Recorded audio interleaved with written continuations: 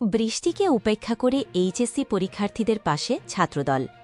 বাংলাদেশ জাতীয়তাবাদী ছাত্রদলের সাংগঠনিক অভিভাবক, বিএনপির ভারপ্রাপ্ত চেয়ারম্যান জননেতা তারেক রহমানের পক্ষ থেকে ও নড়াইল জেলা ছাত্রদলের সাংগঠনিক যুগ্ম সাধারণ সম্পাদক ইঞ্জিনিয়ার মোহাম্মদ তাইবুল হাসানের অর্থায়নে লোহাগড়া সরকারি আদর্শ কলেজের ২০২৫ সালের এইচএসসি পরীক্ষার্থীদের জন্য মানবিক উদ্যোগ গ্রহণ করা হয়েছে। বৃহস্পতিবার ২৬ জুন প্রবল বৃষ্টির মাঝেও পরীক্ষার্থীদের সিট প্ল্যান অনুযায়ী সুষ্ঠুভাবে কেন্দ্রে পৌঁছানোর ব্যবস্থা করেন ছাত্রদলের নেতাকর্মীরা।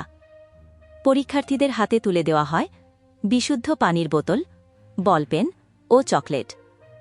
এর পাশাপাশি অভিভাবকদের জন্য সহায়তা ও সমন্বয়ের ব্যবস্থা ছিল। এই মানবিক কার্যক্রমে সরাসরি উপস্থিত ছিলেন জেলা ছাত্রদলের যুগ্ম সাধারণ সম্পাদক ইঞ্জিনিয়ার মোহাম্মদ তাইবুল হাসান, পৌর ছাত্রদলের যুগ্ম আহ্বায়ক মেহেদি হাসান রনি, লোহাগড়া সরকারি আদর্শ কলেজ ছাত্রদলের সদস্য সচিব হাবিবুর রহমান হৃদয়, লাহুরিয়া ইউনিয়ন ছাত্রদলের সভাপতি হাবিবুল ইসলাম বাচ্চু সহ ছাত্রদলের বিভিন্ন স্তরের নেতাকর্মীরা। নেতারা বলেন, ছাত্রদল সবসময় শিক্ষার্থীদের পাশে ছিল, আছে এবং ভবিষ্যতেও থাকবে।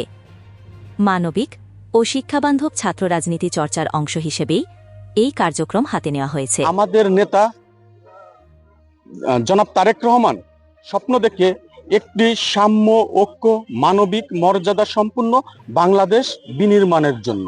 তার ধারাবাহিকতায় আমরা বাংলাদেশ জাতীয়তাবাদী ছাত্রদলের পক্ষ থেকে লোহাগড়া কলেজ সরকারি ছাত্রদলের আয়োজনে আমরা উদ্যোগ নিয়েছিলাম যে সাধারণ শিক্ষার্থীদের মাঝে তাদের জন্য আমরা খাবার পানি, বিশুদ্ধ পানি বিতরণ করব, কলম বিতরণ করব, পেন্সিল বিতরণ করব, চকলেট বিতরণ করব।